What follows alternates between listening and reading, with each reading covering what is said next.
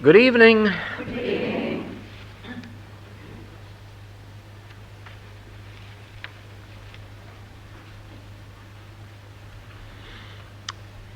We close our eyes and we remember,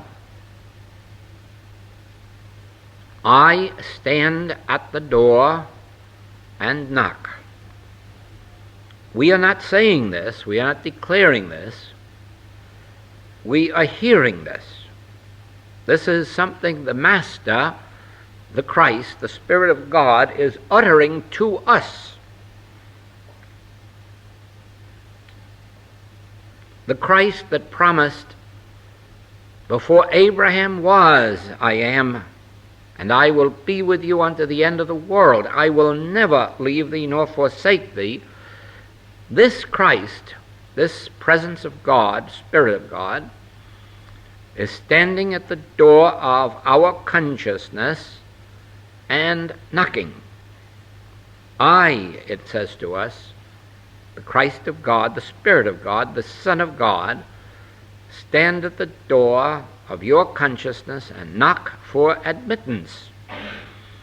Actually, it is not merely stating this to you and me. Actually, the Christ is standing at the door of human consciousness.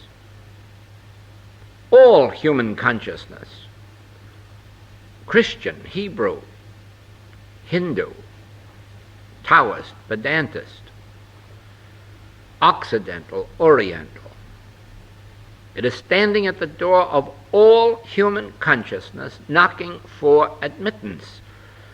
When it finally gains admittance, the kingdom of heaven will have come to earth. Why? Because human consciousness will have been transformed. And here's what will happen.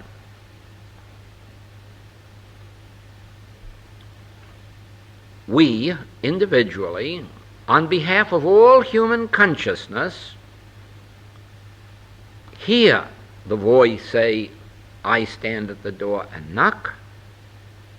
And we say, not merely for ourselves, but for all human consciousness, enter.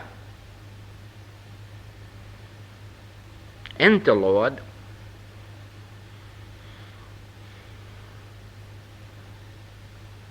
Speak, Lord, thy servant heareth.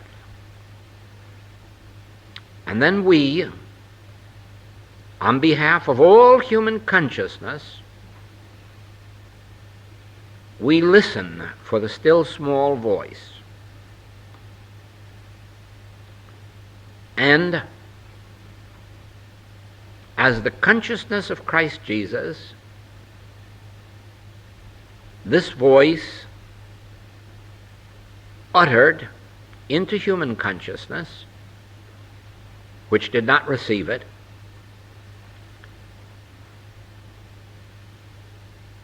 but still utters into human consciousness, I am come that you might have life, and that you might have life more abundantly. I in the midst of you am mighty. Look unto me. Cease ye from man whose breath is in his nostrils. Do not put your faith in princes.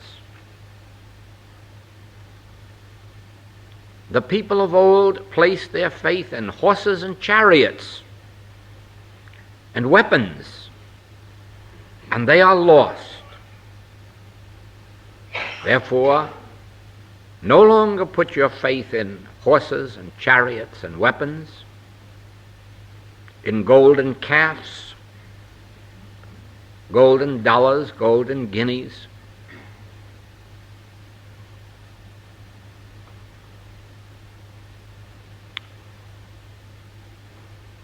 Let me abide in you. Now that you have admitted me into your consciousness, let me abide in you. and I will be your bread and meat and wine and water. I will be the resurrection even unto your sinful or diseased or dead bodies.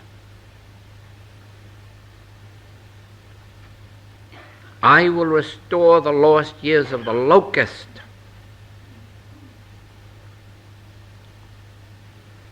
I will comfort you. I will go before you to make the crooked places straight, to prepare mansions for you. And I will never leave thee, nor forsake thee.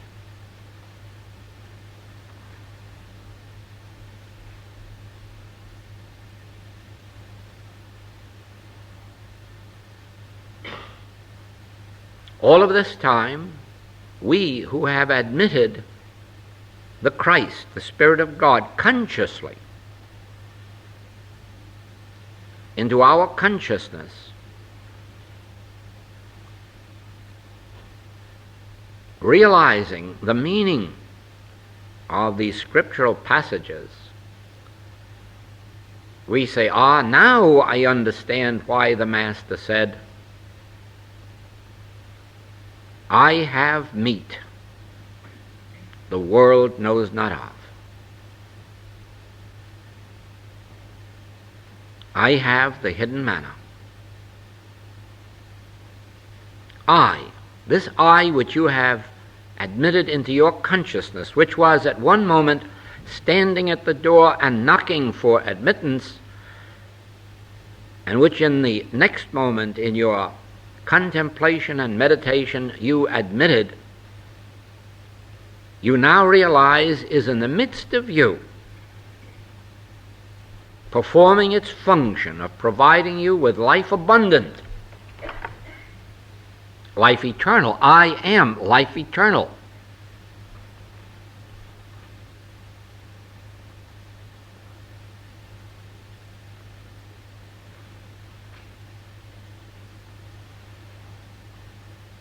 And now,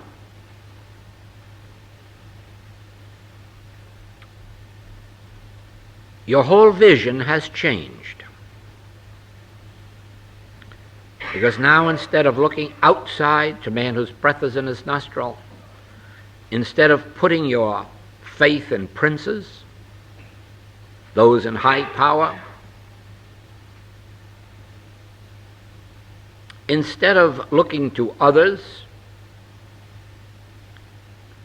instead of putting your faith in material means and measures, in material sources and resources, now, secretly and sacredly, you live the inner life, which is always singing a song inside of your breast. I have meat the world knows not of. I have meat ye know not of. I have hidden manna. Look unto me.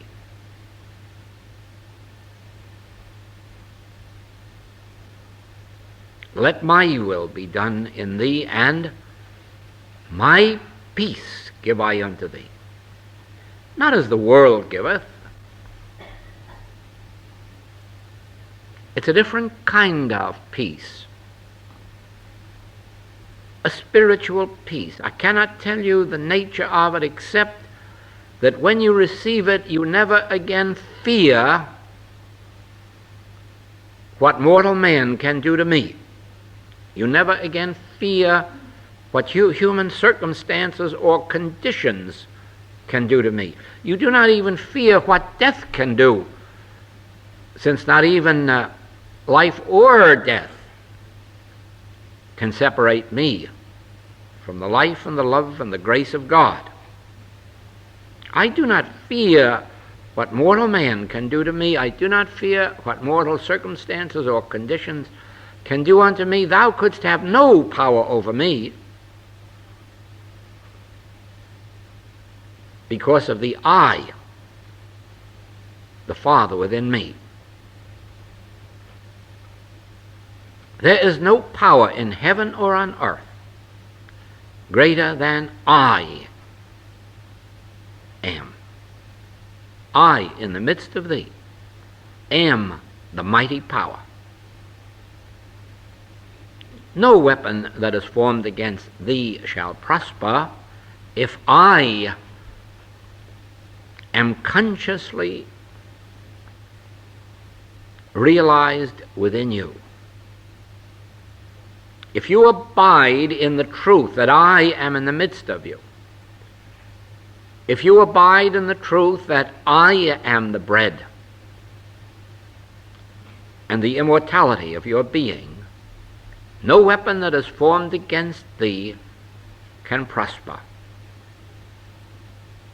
No evil of this world can come nigh thy dwelling place if you abide consciously in the realization of my presence, my peace, my grace within you.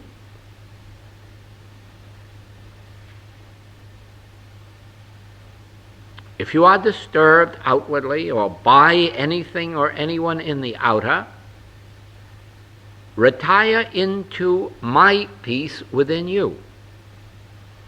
If anything seems lacking in the outer, retire into the my grace within you. For remember, Son, thou art ever with me, and all that I have is thine. Abide in the presence of that I that you have admitted into your consciousness. For remember, all that God has, this I within you has. All.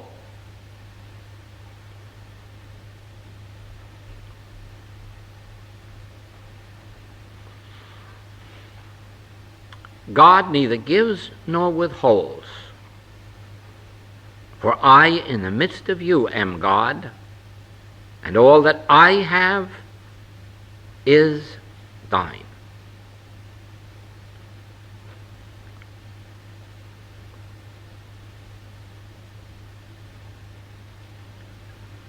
And now, on other occasions,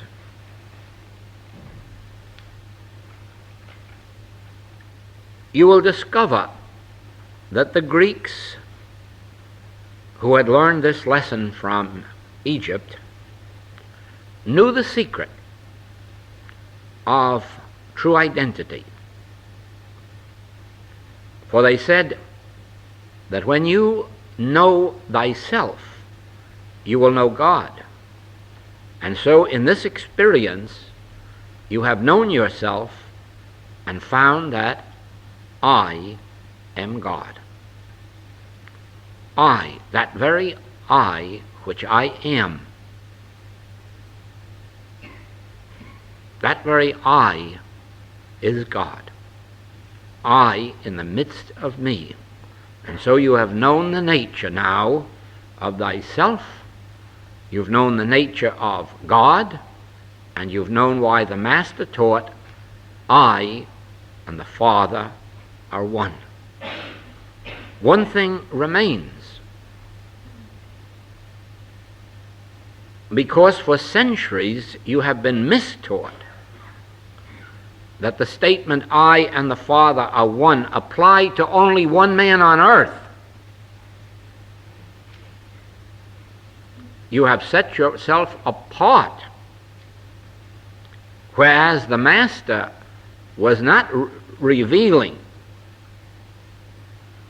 that he was set apart, for he clearly stated, I of my own self can do nothing. If I speak of myself, I bear witness to a lie.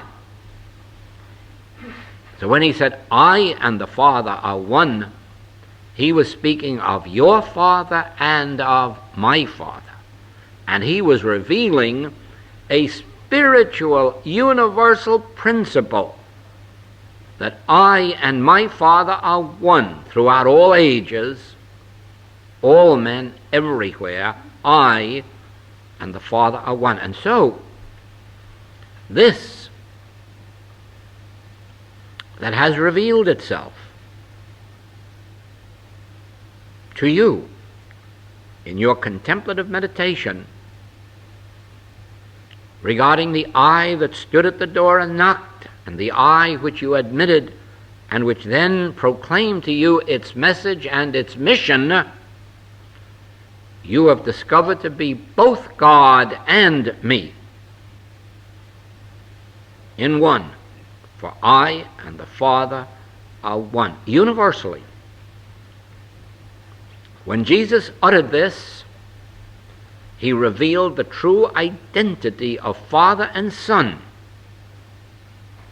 for all people. And when it is now again revealed by Joel, he is again revealing that he has been shown the identity of God and individual man as one.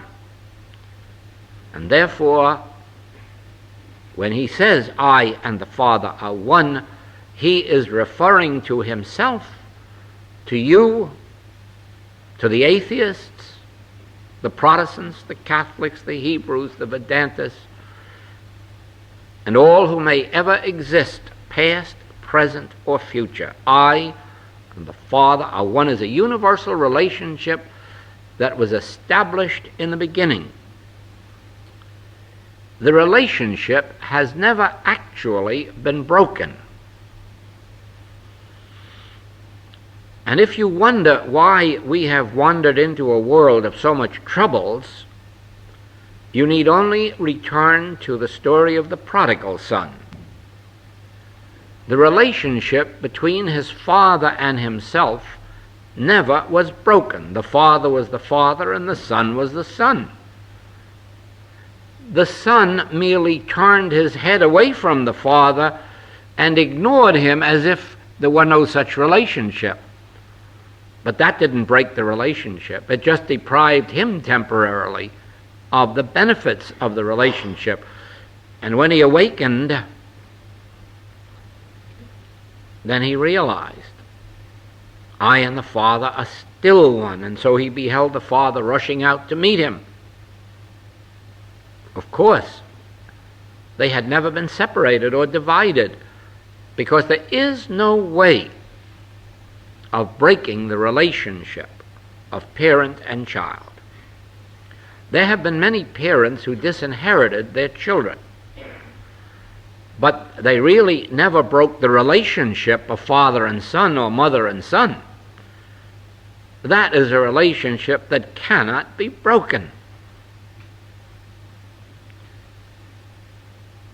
It has been proven in spiritual experiences that even where parents tried to disinherit their children or child and deprive them of financial inheritance, that the child was able to regain their heritage.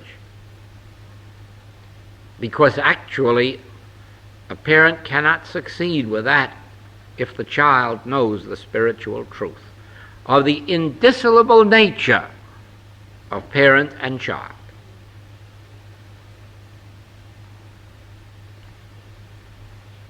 Now, when all of this is known, without having once mentioned the word prayer, you discover the meaning and the nature of prayer, because all we have been doing is praying.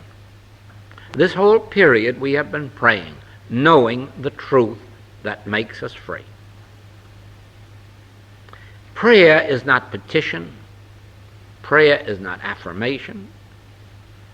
Prayer is the recognition of our relationship, our unbreakable relationship with our source.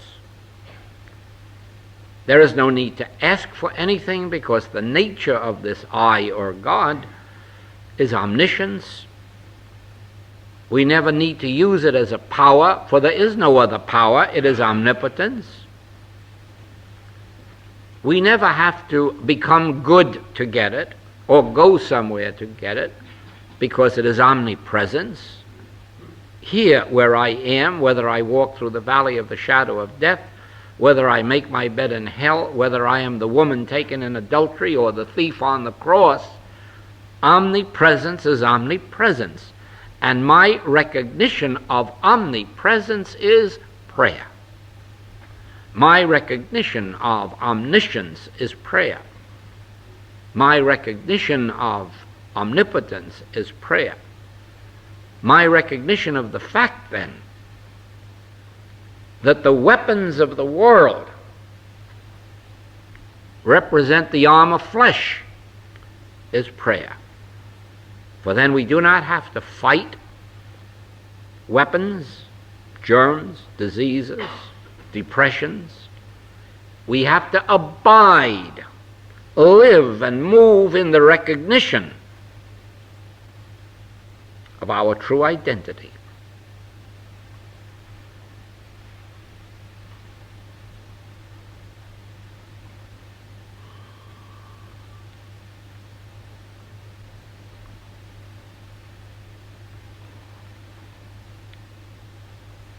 And so we come to heretofore unknown, we come to meanings of heretofore unknown terms and words.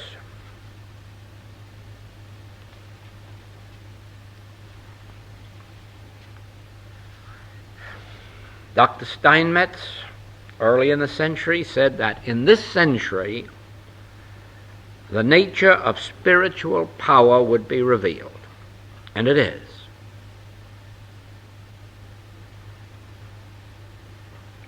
The nature of spiritual power is non-power or grace.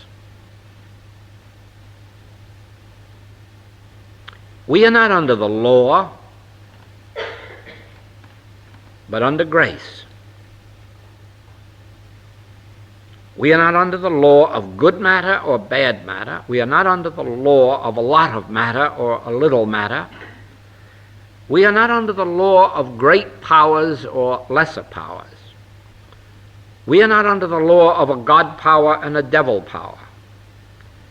We are just not under any law once we have come into the recognition of our true identity, of that I in the midst of us, for now we are under grace. Now, our harmony, our peace, our joy, our success, our prosperity is ours not by might, not by power, but by my word, grace, by spirit, grace, the gift of God. But the key there is not by might, nor by power. And remember, this means also not by mental might as well as not by physical might. Not only you do not earn your living by the sweat of your brow, but neither do you accomplish it by taking thought. For who by taking thought can add 1 cubit to a stature or change 1 white hair into black? So we do not live by physical power or mental power, but by grace, the gift of God. And that, you see, puts us as living in a constant state of receptivity, a continuous state of receptivity, always listening for the word. And this should make clear to you the Master's statement, man shall not live by bread alone, but by every word that proceedeth out of the mouth of God. Therefore, once we have learned to live in a contemplative meditation, in an attitude of "Speak, Lord, thy servant heareth," once we have learned to live in an attitude of listening, we receive the Word. That makes no difference whether you receive it audibly or not. You do receive the Word as you abide in this listening attitude, and then that Word goes out before you and becomes the bread, the meat, the wine, the water. That becomes your inventions, your discoveries, your science, your art, your literature, your music. But you see, out here there can be no science, no art, no literature, no music, unless it comes first through consciousness, through inspiration. Through inspiration, we receive these melodies. We receive this literature, the spiritual truth, the natural discoveries of science. All of this must come to us through consciousness, through the Word. As it does, it externalizes itself out here. In the same way that as I have received this message of the infinite way, that Word has externalized itself out here as books, as students to read the books and hear the message. All of this first had to come through consciousness, then consciousness had to appear out here. And so if you wonder how you got here, just remember that the Word drew you.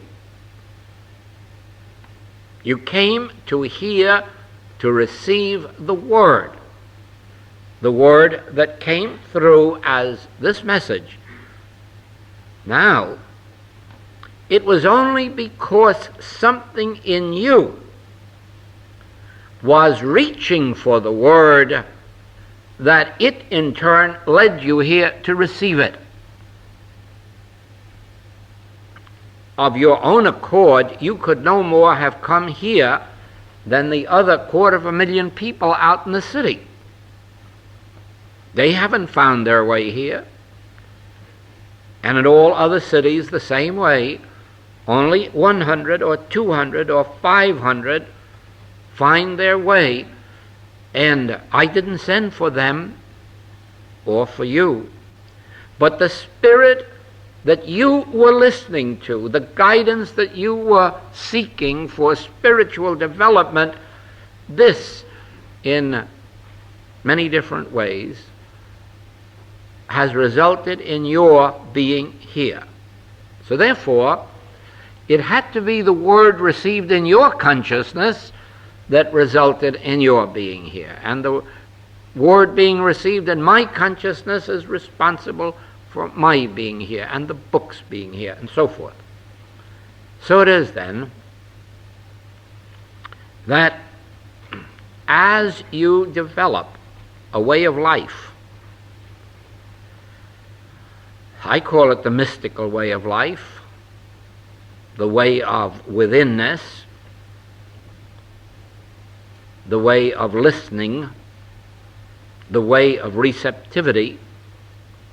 As you develop that, as you learn on waking in the morning, never even to get out of bed. Don't stir until you've consciously opened your ears. Whether or not anything comes makes no difference. Then get up and attend to your physical duties, preparations for the day. But before leaving home, be sure that again you tune in. You do not wish to live as a branch of a tree that is cut off, that withers and dies. If you are going to live as a branch of a tree, at least be a branch of a tree that is connected to the tree, and acknowledge it by turning within to the trunk of the tree and then listening for the message that comes up from the roots, or through the roots, which has been brought into it from all of its surroundings. So you will see then, there is a vast lesson to be learned, and I think it's exemplified in our pamphlet, I Am the Vine, and in the book, Living the Infinite Way, so that you do recognize that if you were one of these electric fixtures up here, that unless you were connected with a center, and through that center all the way out into the source of electricity for this community, that as a bulb you couldn't shine. Only by virtue of that oneness can the bulb be lighted. Only because of our oneness with our source can we be the light of the world. I am the light of the world. But if I am, it is not by virtue of myself, for I of myself can do nothing, and if I speak of myself, I bear witness to a lie. But because of my oneness, I the Father and I the Son is one.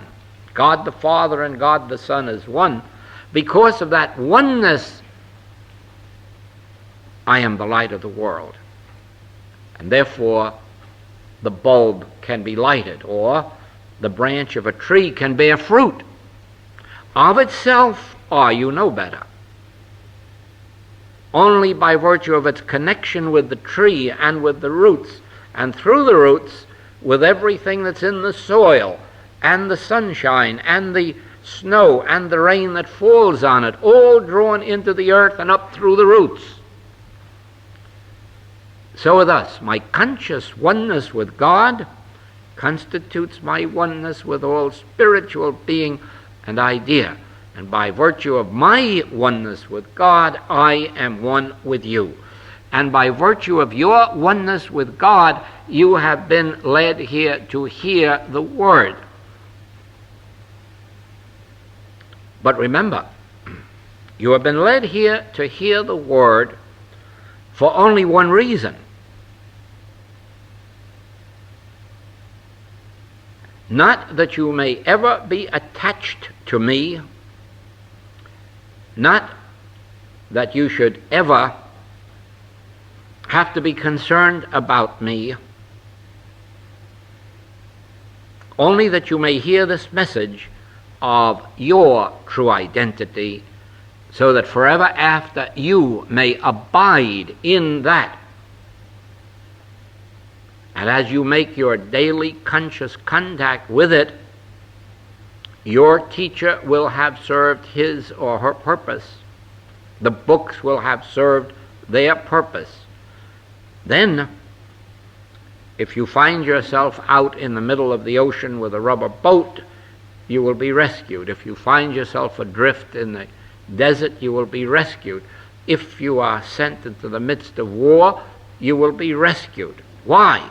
By virtue of your conscious realization of your identity, and that I have hidden manna, hidden grace, hidden meat, hidden protection. Therefore no evil can come nigh my dwelling place. No weapon that is formed against the human mind can find its target in me. Not by power, no, by the conscious realization of grace. Not by taking thought, by conscious realization that because I have been given my peace, my kingdom, my grace, I live by grace.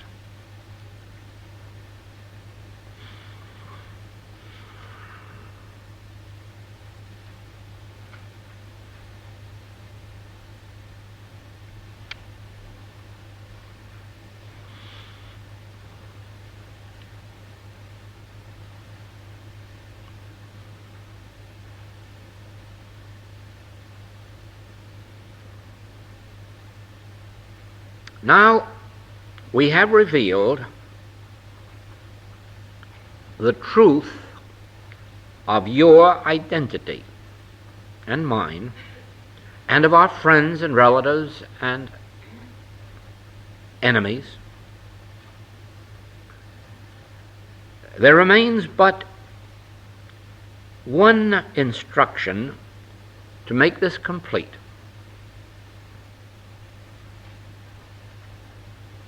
As we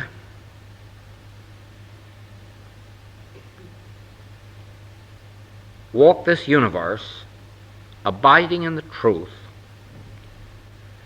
that I and the Father are one, and that all that the Father hath is mine, and I am living by grace, remember that you do not complete your demonstration unless you are recognizing this truth about me, about each other, about every human being in the world, the good ones and the bad ones, those of the past, the present, and those yet unborn.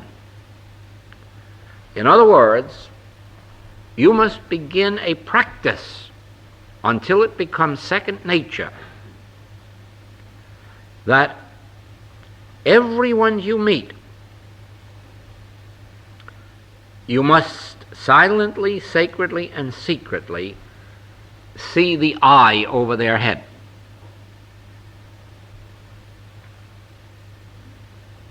Do not be concerned about looking at them as male or female, young or old, rich or poor, high or low.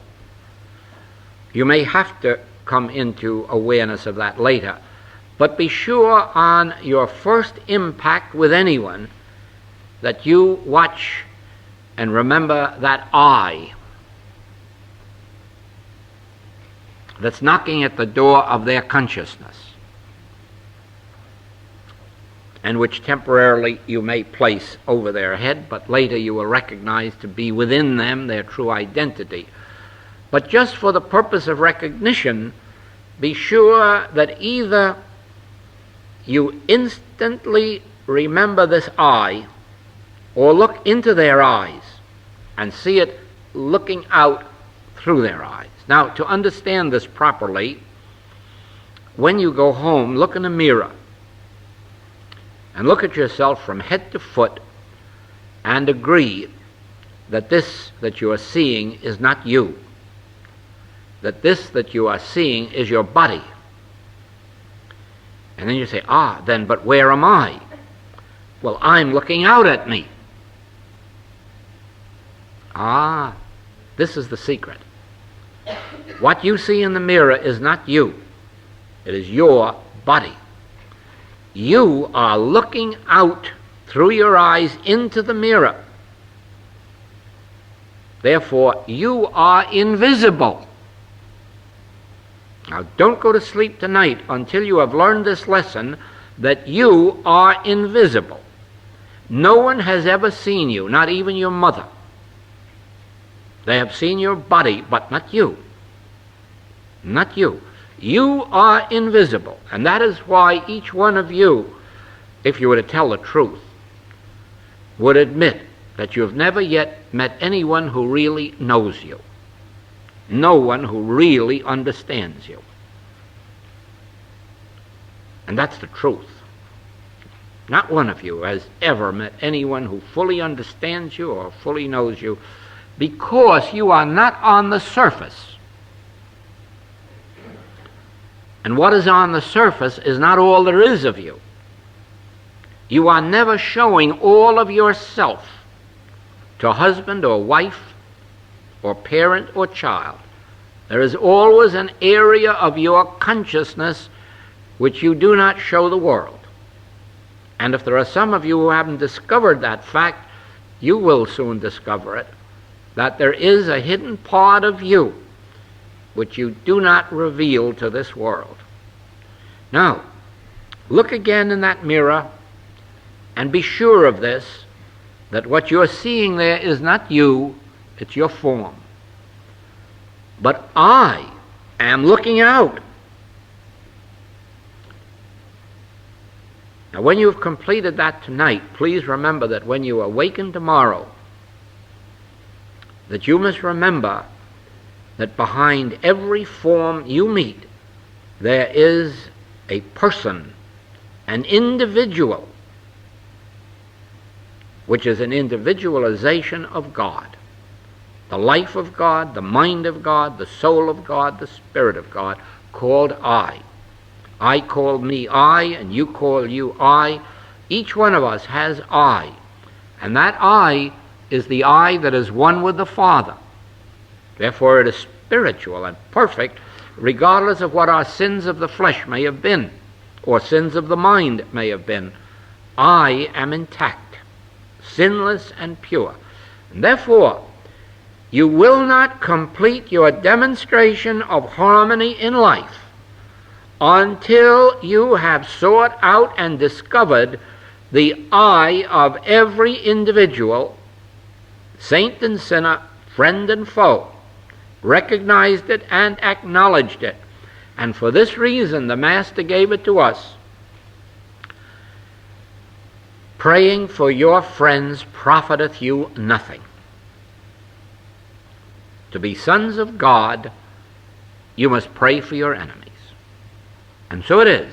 If you want to pray for your friends, for your relatives, and for your enemies, there can only be one form of prayer. Recognize the true identity of I that looks out through their eyes, even as you recognize the true identity of I myself, which is looking out at you. You see, the only way in which I love my neighbor as myself, the only way in which I love you,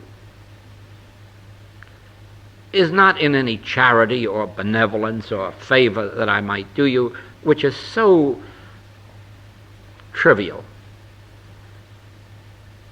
But the only way in which I can really express the love of God to you is by recognizing the I that sits behind your eyes, the I which is yourself, which is one with God. And therefore, whether the appearance of you at this moment is sick or well, young or old, rich or poor, is of no matter to me. What is of matter to me is, I know thee who thou art. Thou art I, the Holy One of Israel. Now, I am loving my neighbor, my friendly neighbor, if he likes to call himself so, my enemy neighbor. But you'll discover the enemy will not be the enemy very long after you have recognized I looking out of their eyes. The I that I am, the I that thou art, the one I, the divine self, the Holy One of Israel. Know thyself, and you will know God. But don't forget to know me too as God, or the circle is not complete. It is never complete as long as we are praying only, as long as we are beholding only the Christhood of our own friends, of our own relatives, of our own nationals.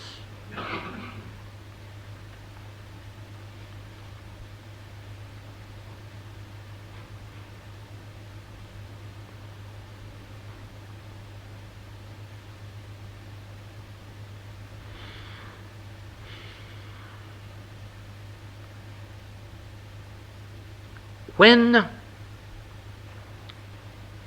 prayer is understood through knowing the nature of God, the nature of the I, you will then begin to understand spiritual power, and you will know that it is not something we use. It is something that uses us. No man can use spiritual power any more than any man can use God. God is not a servant of man. We are servants of the Most High.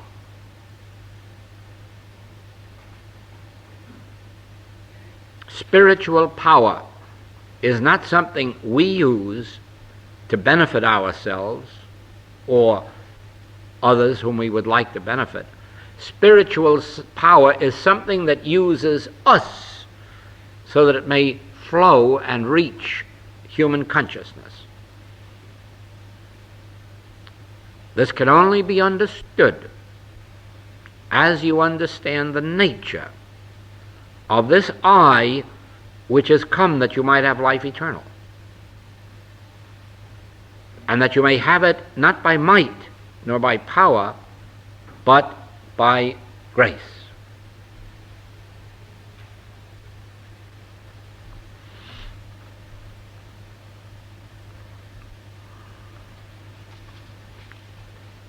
One more thing.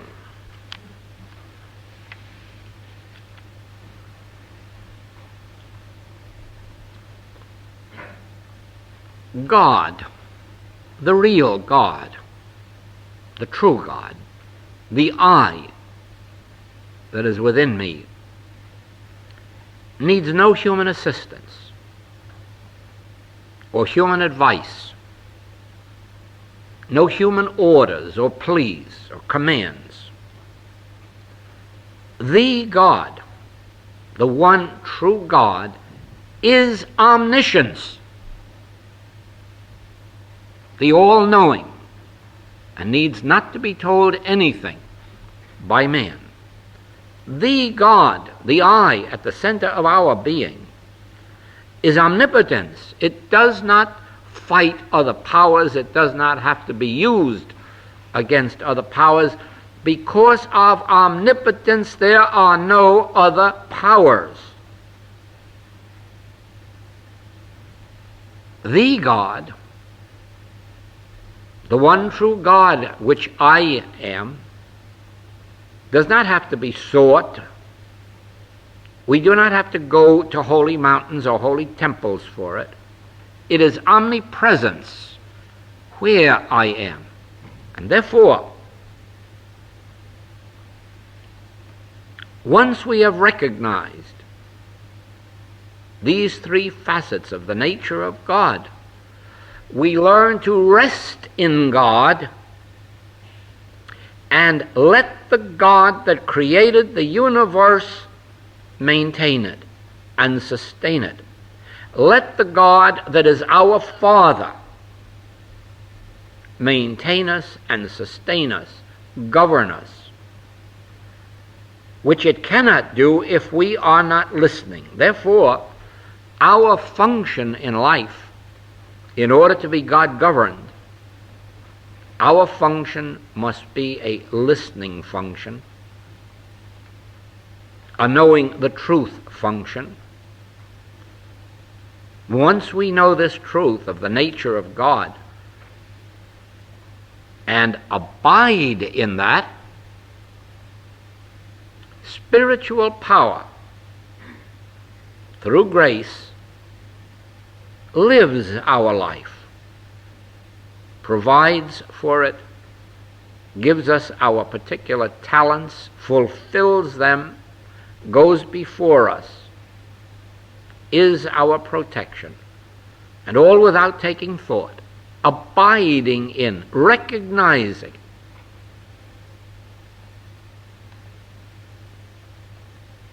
My peace give I unto thee doesn't mean you have to do anything to attain my peace, except be receptive to it. Do you see what a life of prayer is? What a life of silence means? Listening. And do you see the reason for secrecy, for sacredness? It isn't that we would have any secrets from the world. Heaven knows you know how wonderful it would be if only 100,000 people were here tonight to hear this message. How we would love it. But since they cannot receive it, we must wait for them to come. until they ask for it. Then we can share it with them. It's a secret way of life, sacred way of life, but not one in which we have secrets. It's the secret that we gladly share with those who are ready for it, receptive to it, responsive to it.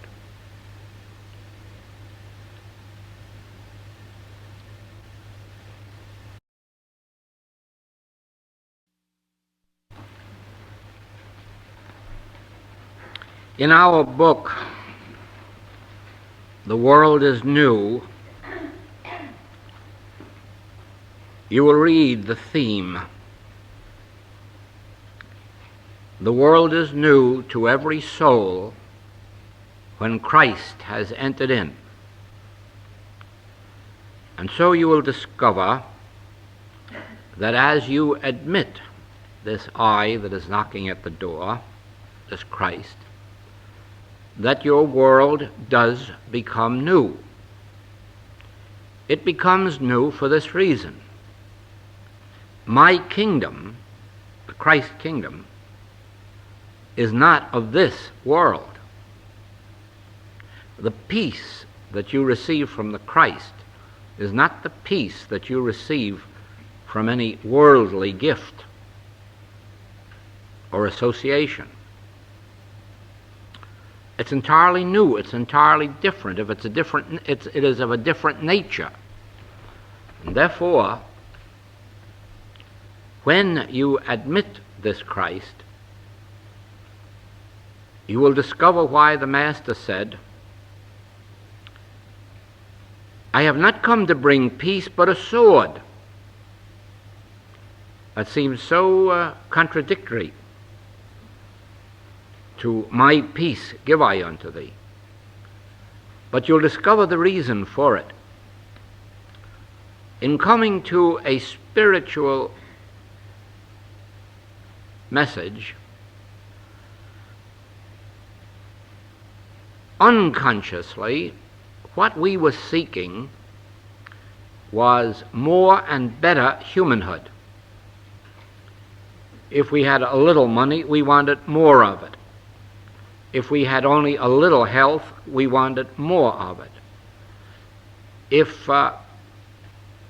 we lived in the city, we wanted a little country added to it. If we lived in the country, we wanted a little seashore added to it. We were always thinking in terms of improving or increasing that which we already had, or getting rid of something that we no longer wanted. There have been people seeking the spiritual path even to get rid of a husband or a wife. We can get very tired of some things and some persons, or to get a new one.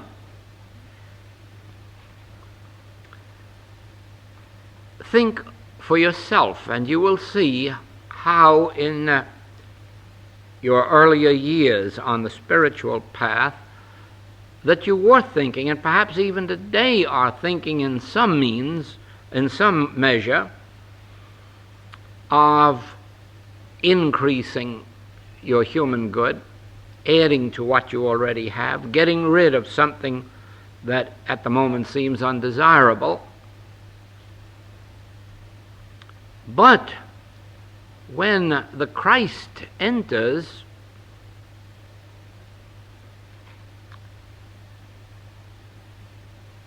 you are apt to find that instead of finding peace, that for a while you find discomfort, that you're a bit more riled up than you were before, a little bit more unsettled,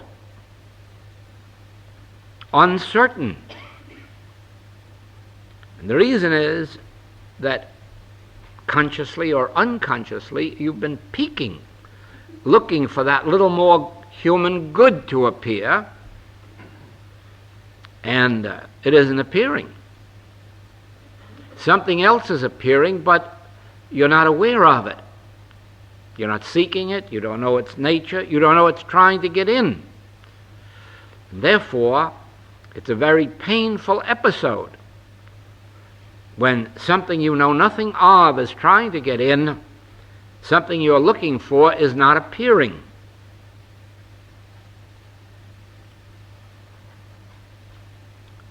My peace is not the peace that the world giveth. The grace of God does not mean greater material rewards, does not mean greater human ease or sitting on cloud nine. The coming of the Christ to human consciousness begins to dissolve first the evil that is in our consciousness, the negative qualities, the doubts, the fears, the lacks and limitations, hate, envy, jealousy, malice. These all lessen as the Christ enters our consciousness, but some of these we're going to cling to. Oh, for a long while we're going to hate the enemy. For a long while we're going to blame somebody for our misfortune. It's either the government or the administration or our parents or our neighbors or the people on the other side of the channel or the other side of the continent. And we do not lightly surrender those hates, resentments that we have built up.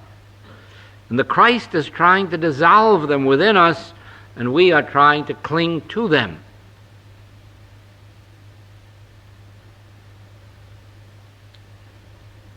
There are also good human qualities that must be dissolved in us, because God has no more to do with our good humanhood than with our bad humanhood. I suppose the outstanding example of that is, and one of the first things that has to be overcome in us, is what is commonly called mother love. This is considered quite a virtue in the human world.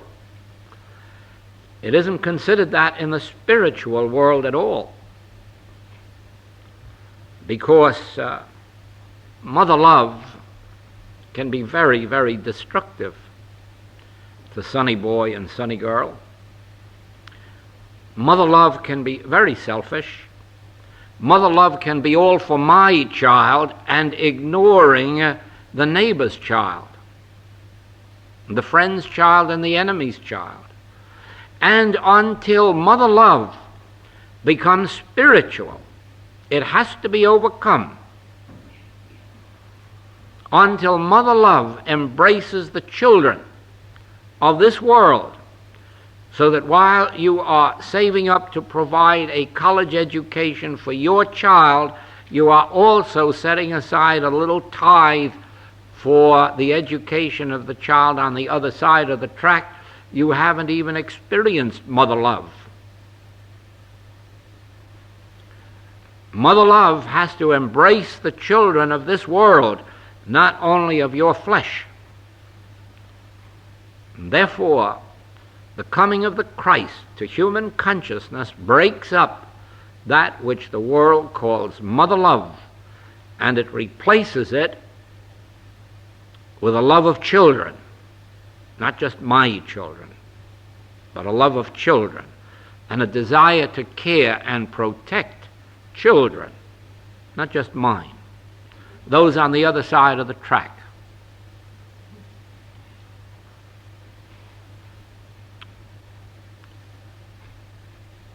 There is a patriotism which is called my country, right or wrong, my country. But when the Christ comes to consciousness, it destroys that sense of patriotism. And it says, not my country, my world. My world. if I cannot embrace a desire for a love of mankind in my country or the neighboring country or the far country, my patriotism is so localized, so finite, that it cannot be called a quality of God. A quality of God is universal, and you either learn to love your neighbor throughout the world, which is spiritual love, or you live in that finite sense of patriotism which seeks only the good of my country or my countrymen or my particular churchman or my race or my religion or my nationality. And you see, humans cling to this patriotism as if it were a virtue instead of a vice. And they do not easily yield it up to embrace a love of the neighbor all around the world.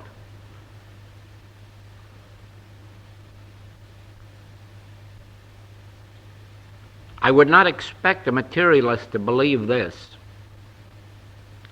but I expect you to believe it, that every nation on the face of this globe could be enjoying prosperity today if just the have nations of the world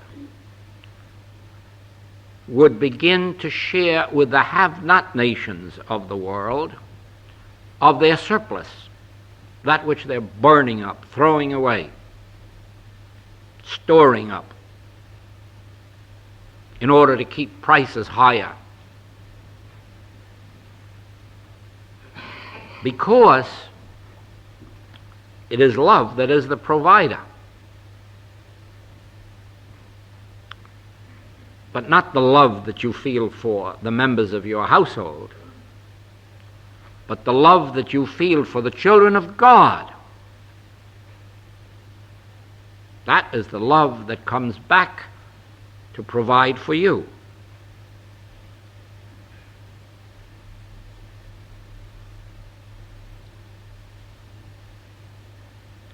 There are so many so-called good human traits which have to be destroyed in us and will be destroyed as Christ takes over our consciousness and expresses its love, its universal love, through us. But you see, before it can accomplish this, it must destroy that finite sense of mother love, that finite sense of patriotism, that finite sense of me and mine, in order that it may express the fullness of joy, the fullness of freedom, the fullness of love on a universal basis. So it is then that each one of us has many negative qualities: irritation, impatience, lack of understanding, lack of seeing the other fellow's viewpoint. Very often we even have an unwillingness to let the other fellow be free. We somehow want to have an influence in his or her life according to our way of seeing the world. All this is broken in us when Christ enters consciousness, and we are perfectly willing to let the world within our household or outside of our household ride to heaven or hell as it will, giving them utter freedom to find their own way. And very often, by letting them experience the knocks of life, we provide them with the best means of returning to the Father's house. For very often, it is only when the prodigal has come to eating that meal with the swine that they begin to recognize the other way is better. And so sometimes we do greater favors to mankind, letting them destroy themselves so that they may awaken.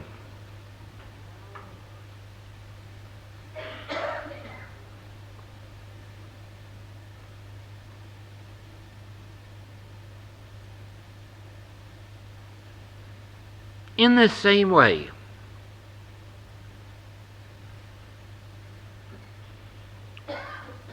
when the Christ breaks through, it acts as if it were a sword or a bomb, dynamiting us out of the human ways in which we have become embedded, encrusted really, breaking us away from these and resulting in our becoming more universal in our loves, in our bestowals, in our gifts. And then it is that as consciousness settles into this higher grace, we begin to be faced with individual problems or the problems of individuals. Very often it comes first in the nature of our own problems, physical, mental, moral, financial, it can be any way, happiness or unhappiness.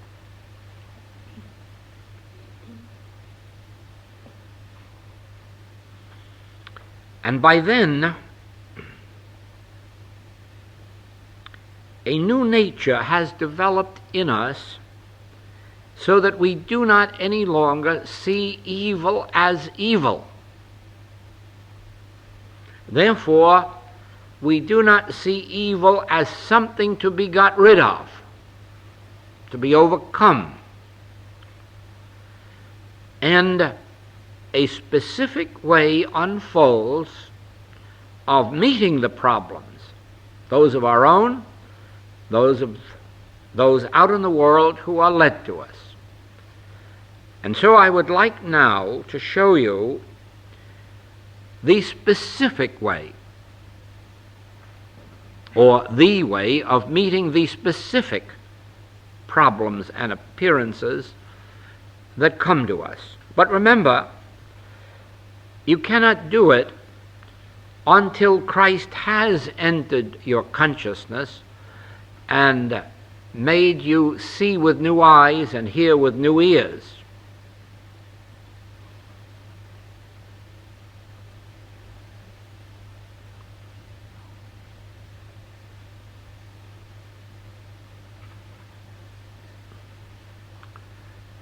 If each one of you were asked the question, what do you most desire now and from now on? What is your greatest desire? If the Christ has touched your consciousness at all, if you have caught the meaning of the works of this week, you would answer, my greatest desire is to be known as I am. Not as I appear to be, young or old, good or bad, rich or poor, great or less, but as I really am. Oh, if each one of you in the room could only behold me as I really am. If you could know me as I am. If you could feel the love that's within me, the life, the spirit. If you could only know what animates me and what makes me tick, this I would love above all things, that you not see me as I appear to be, young or old, good or bad, but see me as I am, know me as I am. This to me would be the greatest achievement, to be known as I am, for then we would be such good friends. We could tabernacle together. We could live among each other. And we would always be sharing with each other. Because if you could see me as I am, you would know that there is nothing that I want. There's nothing that I'm seeking of you. Nothing that I'm here to get. You would know that if you know me as I am.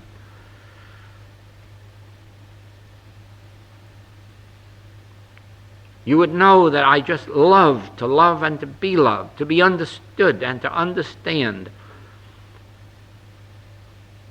and to witness no selfishness amongst us, no greed, no lust, no animosity, no bias, no prejudice. That is how I would like to be known. And so, I know that's what you would desire. In the light of what we have heard this week, that is what you would desire. Oh, if you could only be known not as a male or a female, not as a limited, finite person, but if only the rest of us could all look at you and see you at the center of your being, that which you have been since the beginning, which no one has yet recognized in you.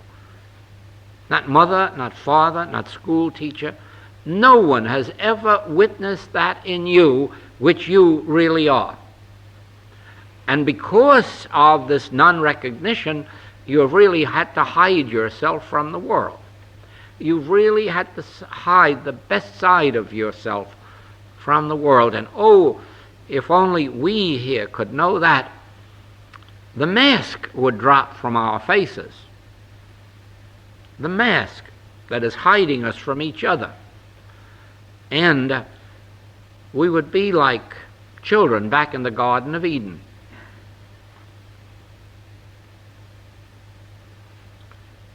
Now, in the light of this, please remember that everyone you meet is longing to be known as they are. They can't say it any more than you could have said it before today, because they don't know it. They just know that they're hiding themselves within, because it's gone so long unrecognized that they've undoubtedly given up all hope that anyone is ever going to understand them or know them aright. But remember, everyone in this world is longing to be understood, to be known as they are. But many believe that that means knowing them as they humanly are. It isn't what they mean at all. They do not yet know that Christ, the Son of God, is their true identity, and that this is what they would like to show forth, just as the Master did. He too longed to show forth and have understood that which he is, when he said, "Whom do men say that I am, and whom do ye say that I am?" Can't you see the longing? He longed to be known as Christ. He couldn't walk out and say, "I am Christ." He'd have been crucified long before he was. Probably his own disciples would have crucified him had he said, "I am Christ." And be assured, if you go out and say, "I am Christ," you will be crucified. And if you say Joel is Christ, he'll be crucified. So just don't tell anyone that Joel is Christ. And be sure that you don't say that you are Christ. You'll bring down all of the anathema of the human mind upon you. But do not hesitate, silently and secretly, to say to everyone you meet, "Thou art the Christ, the Holy One of Israel. I know thee who thou art." How do you know it? Flesh and blood hath not taught you this. The human mind hasn't revealed it. Now, spiritual discernment has revealed to you that God lives on earth as individual you and me. God has incarnated himself as individual being. God the Father appears on earth as God the Son. And I am God the Father, and I am God the Son, one. And the I of you says to you, I am God the Father, and I am God the Son, one. And all that the Father is, the Son is. All that the Father hath is thine. But complete the picture. Meet everyone. Meet and greet everyone, knowing I know thee who thou art. Now, as you begin this in your household, in your neighborhood store, market, post office, you will notice that the world will begin to present a different picture to you. People will begin to act differently to you and towards you. The world will respond differently to you, because the world will be giving back to you what you have given it. Just think, if each one of us came to this room to get something, what would we get? There is nothing in this room to be gotten. Now suppose we are all here to get. I am here to get something from you, and you are here to get something from me. Now what are we all going to go away with? Emptiness. I bring something to this room to share with you. And if you have been spiritually taught, you bring something to this room to share with all of us. What can you bring to this room? Nothing of yourself, because there is nothing of yourself that anyone here wants. There is nothing of myself that you want. The only thing that you can bring to this room is the grace of God, your consciousness of the grace of God, your awareness of my identity, your awareness of the identity of each of us. In other words, you bring to this room divine love, God's love. You bring to this room the desire to share. You are the light of the world. You come to this room to be a light. Now we all go away with something, because we have all contributed something. And that which we have contributed, we take away. I take away that which you have contributed. You take away that which I have contributed. Each of us takes away that which each other has contributed, because we have all brought here.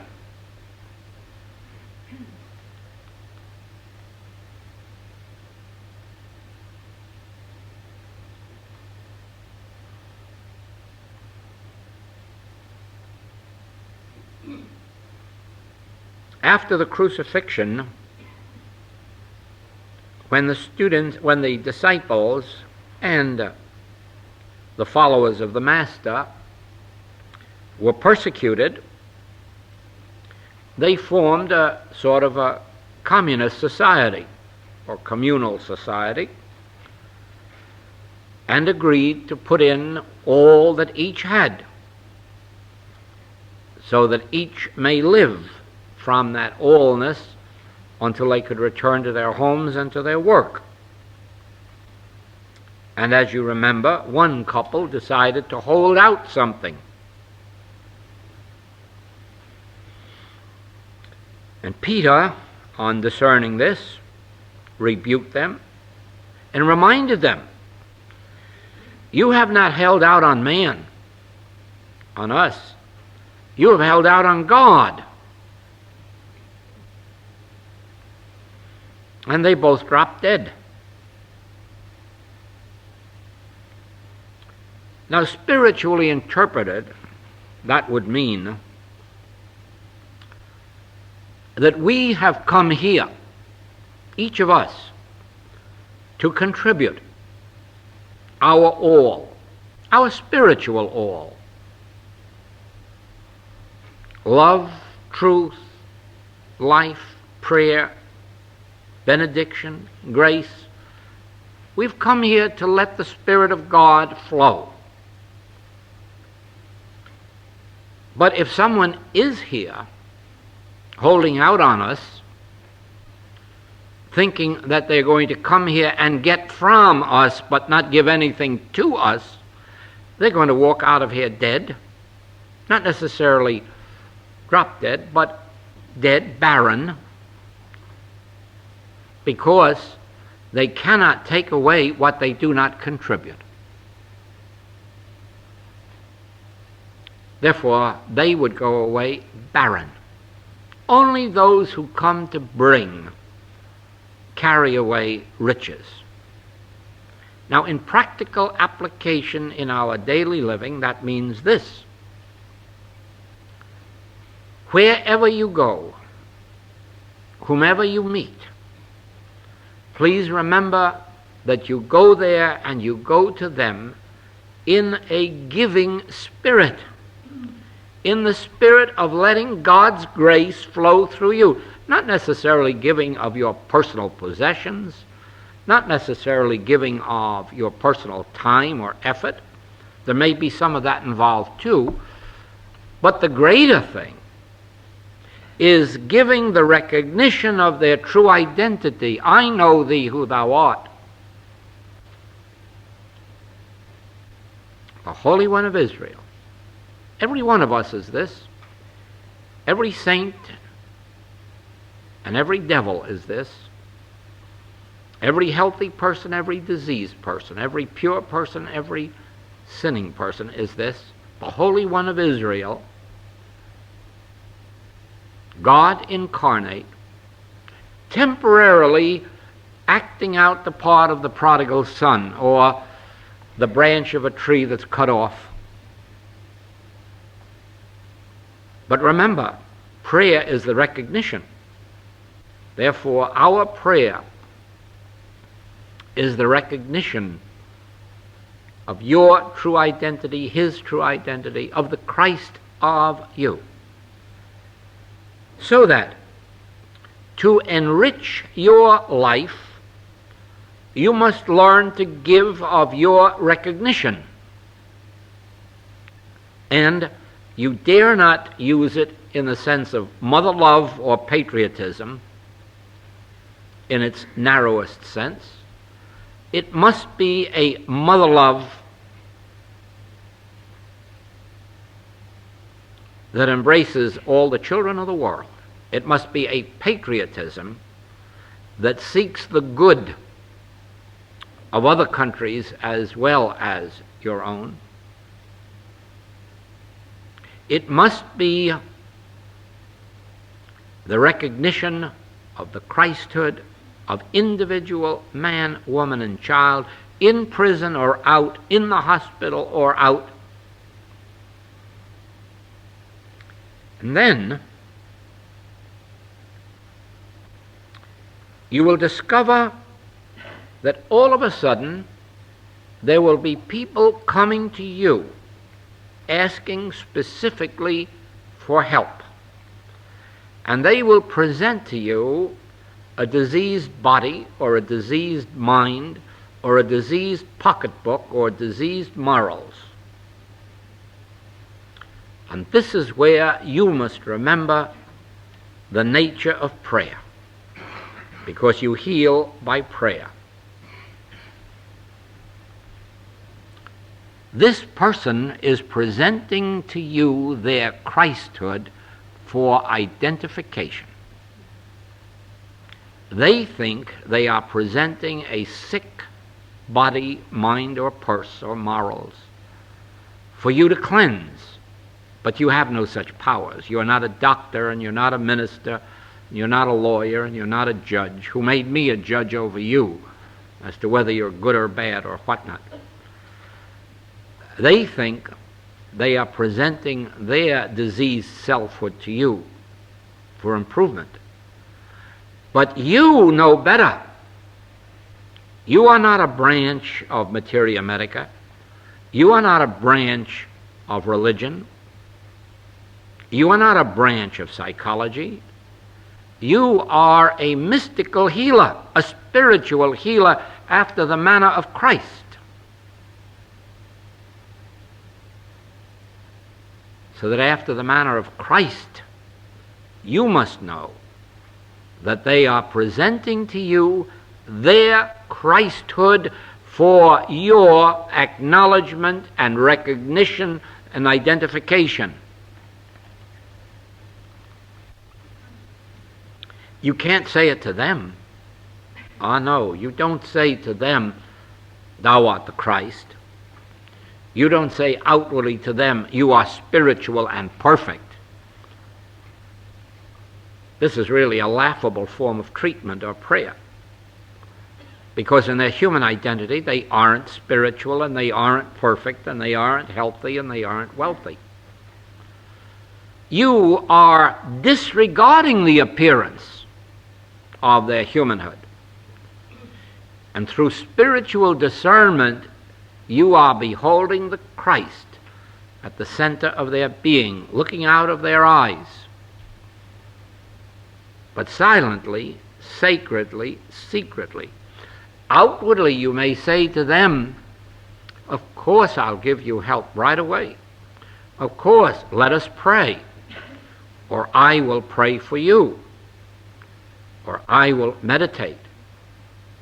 Be assured I will give you immediate help. These are the things we say outwardly. As Jesus said outwardly, what did hinder you? Pick up your bed and walk. Open your eyes.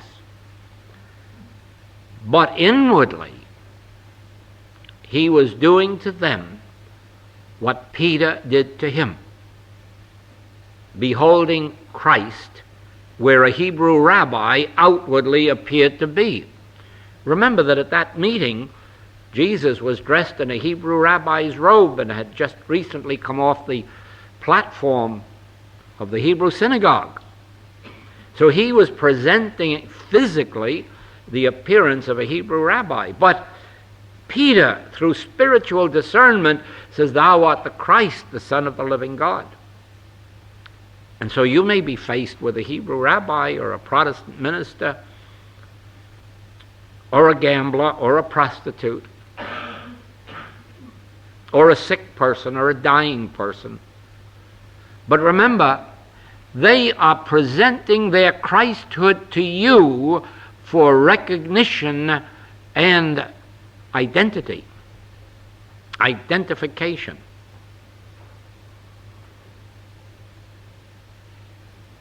Just as I say to you, you will never understand the infinite way, and you certainly will never understand Joel Goldsmith, until you have seen through the outer appearance and discerned the source from which this message is coming. Then you will never separate Christ and Jesus, but you will know that the name is correct, Christ Jesus. You will never separate Gautama from the Buddha, but you will know it is correct to say Gautama the Buddha. Then, if you have seen that in me, you will see it in yourself, you will see it in your neighbor, and every time that some individual comes to you trying to convince you that they've got a sick or sinning body or an empty purse, you will learn not to try to change the evil into the good, not to pray that God takes away the negative and restores the positive. You will ignore all the appearances as the Master bade us. Judge not after appearances, Look right through. And then you will notice that behind those eyes of every individual, I am the Christ. This is what Jesus saw when he looked into the eyes of the woman taken in adultery. He saw that which was begging for right identity, right identification.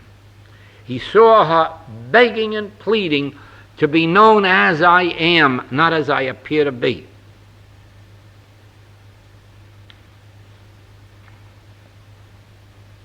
The thief on the cross, all that thief on the cross was begging for was to be recognized. Look, I am a thief. I did steal, but you know me better than that. You know it was only because I thought I needed something, but you know I'm better than that. You know who I am, what I am. And of course, the master looked right into his eyes and said, I will take thee. Not your body, thee, that which I see. Behind the eyes, I will take this right into paradise with me this moment. Not after punishment. No, this moment. If your sins were scarlet, you're white as snow. Are you? No, not your humanhood that sinned. But you are, because you never sinned. I never sinned. I is the Holy One of Israel. I is the Christ of God. I is God incarnate as me. As you behold that in me, I am healed in some measure of all finite limitation, humanhood. As I behold that in you, you are lifted up. Now, if you are lifted up into some measure of your own Christhood by virtue of my right identification of you, then do you not see I have lifted you higher than you were, and that as you go forth from here, you lift up this world, this community. You lift them to your level. And you do this not by doing anything that can be seen of men. Remember the Master's teaching? Do not pray to be seen of men. Enter into the sanctuary of your own being, and there in silence and secrecy behold my true identity and the true identity of all those who come to you, showing you sick bodies, sinning bodies, empty purses. Lift up the Son of God in them to your level, knowing that the Christ of them is the Christ of you. And then you will have lifted up this community. 10 righteous men, we're told, can save a city. Now, what constitutes a righteous man? Well, we know it isn't a person who goes to church and observes all of the rituals, because the greatest of those righteous men was John the Baptist. And we are told that he couldn't get into heaven before even the least of these. So we know that a righteous man has nothing to do with a church man. A righteous man is one who may be a church man, but not necessarily so. A righteous man is one who has recognized the rightness of my identity and of yours, the rightness of the identity of all those appearing as mankind, the one appearing as many, God the Father appearing as God the Son. 10 such righteous men. Now again, there are so-called physical and mental powers on earth. They are not really powers. Their powers only because universal belief has given them these powers, and as long as universal belief gives them the powers in human experience, they will have it. To illustrate this, a medical doctor came to me more than 25 years ago, and I explained to him the impossibility of a person catching cold by sitting in a draft or getting their feet wet. Not only spiritually impossible, but actually physically impossible. And he saw that so clearly that he began to catch an idea behind metaphysical healing. And evidently he didn't stop at learning this and proving it, because in the December issue of the American edition of Reader's Digest, there is a medical article telling the world that nobody can catch cold by sitting in a draft or getting their feet wet, that this is physically impossible and it's just an old wives' tale. Now, do you know the result? Within 10 years from now, nobody will ever catch cold by sitting in a draft or getting their feet wet. Now, why? Why did so many of us catch cold by getting our feet wet or sitting in a draft? Because we accepted the universal belief in a power that didn't exist. Now that the medical authority has taken the power out of a draft and out of wet feet, as soon as that permeates human consciousness, there will be no more such colds. Well, another illustration is 50 years ago, the textbooks claimed that the vast majority of women in mental institutes were there because of menopause. And now today, Materia Medica will acknowledge that it is impossible for a woman to become demented because of menopause. Ah, but you say, then what put all those women there if menopause didn't? The universal belief in it. And as soon as the doctors removed the universal belief, there were no more women there for that reason. So you will discover eventually that what has been going on in the last century in the way of metaphysical and spiritual healing has been this. We have been proving that what the world calls material power, wet feet, drafts, germs, poisons, accidents, age, all these things that the world has called power, the metaphysicians have proven to be non-power. No metaphysician ever goes in and cures a disease. I never met a metaphysician that knew how to cure a disease. All you can do is know the truth, that that which the world calls disease isn't power.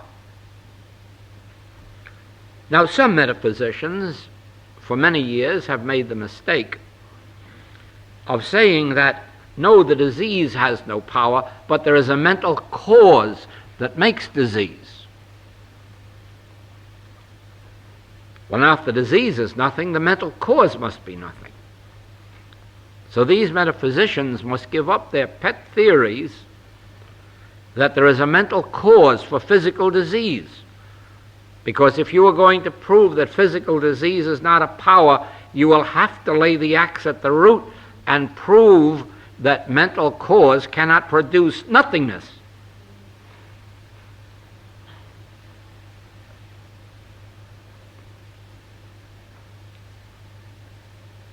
You will have to take the step that we have taken in our work which looks upon mental power and physical power as being of no power in the presence of spiritual illumination.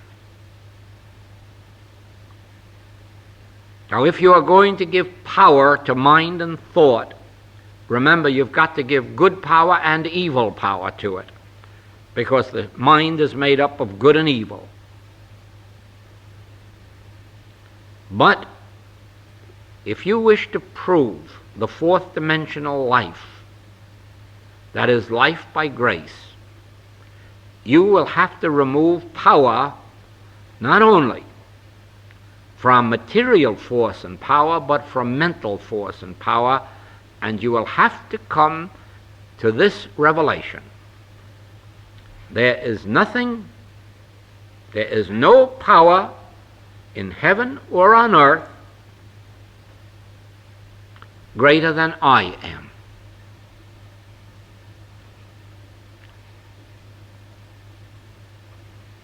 I am that I am.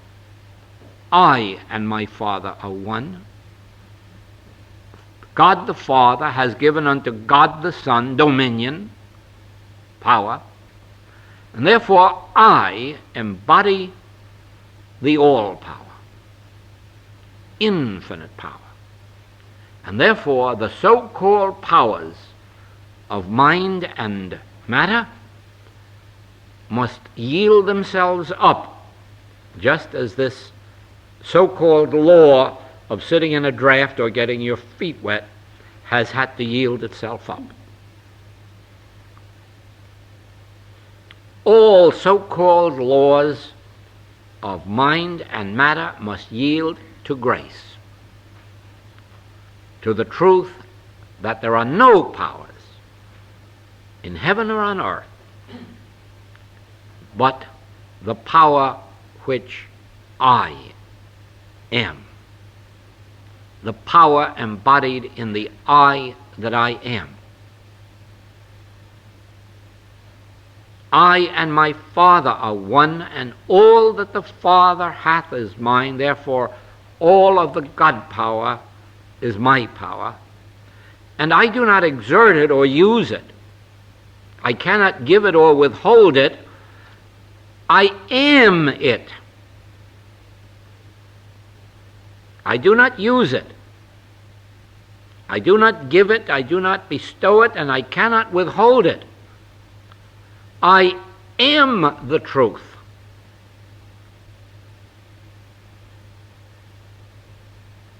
It is for this reason that when we observe the erroneous conditions of human existence, the best work that we can do is to remember I can neither give nor withhold good. And then you set the picture out here free to be dissolved.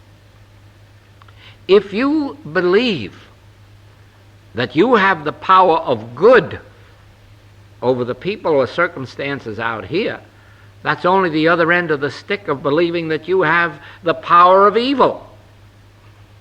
You have no power of good and you have no power of evil. You are the only power which is neither good nor evil. It is being. I cannot give and I can. When faced with people who come to you who may be near death, or who may be at the end of their rope in some material way, when every bit of hope seems gone, when there seems not a chance that the situation can be altered, the greatest treatment you can give is, I can neither give nor withhold. That which I am, and that which I am, thou art. You do not know how wonderful it is to know that I have no power to heal anyone. You do not know what a relief that is to me. How I would condemn myself when someone tells me they've had a wonderful healing and then someone else tells me they haven't had. And I would have to think, just think, I have the power to heal them and I'm not doing it.